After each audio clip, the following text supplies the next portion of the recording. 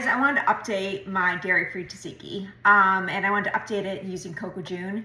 On the recipe on the website, I use kite heel, and since then I found out it has gums in it, and so if you have to use kite heel, it's fine, but I thought a better substitute for dairy-free yogurt, coco june. It's clean, no gum. So I'm gonna make, so I had to kind of tweak my recipe from the original one to incorporate this yogurt because it doesn't have as much of a sour taste. So what I'm gonna do is take 1 cup dairy-free yogurt. As you can see, this coco june yogurt is thick. It's beautiful white color.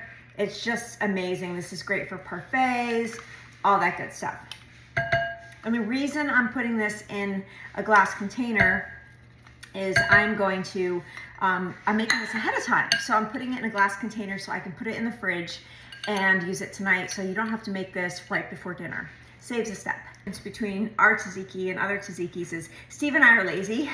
We don't want to have to squeeze the cucumber, so I need a cup of diced cucumber, and I'm going to show you guys just kind of how easy it is. We take that, slice it in half, and then I'm just going to slice these in little, you know, kind of just slice this lengthwise into little strips like this.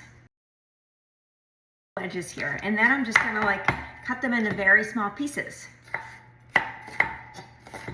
So I have a cup of the diced cucumber. As you can see, it's not fancy. They're just, you know, make them small. You can make them really small if you really want them small. Otherwise, no one in my family seems to mind the chunks. So there you go. Next, we're gonna add a 1/4 cup of diced red onion. Kind of looking pretty so far.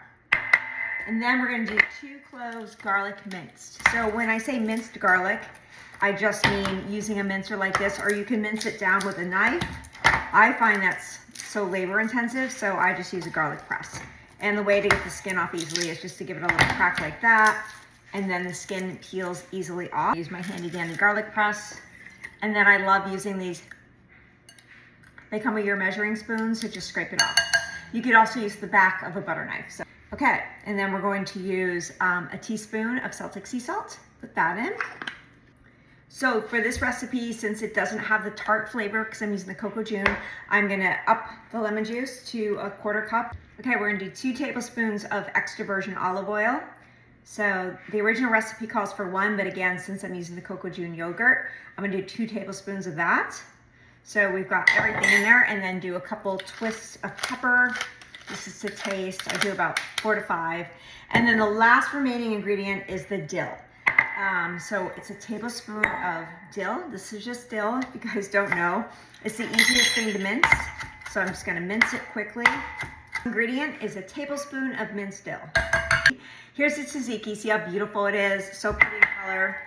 And again, this is dairy-free, so you can enjoy it. This is so good with any Mediterranean dish. It's great with fresh vegetables like carrot sticks, cucumber sticks, red pepper, sliced red pepper, and we love it with my chicken kofta meatballs, which is what I'm making tonight. So I always make this ahead of time because it saves me an extra step at dinner.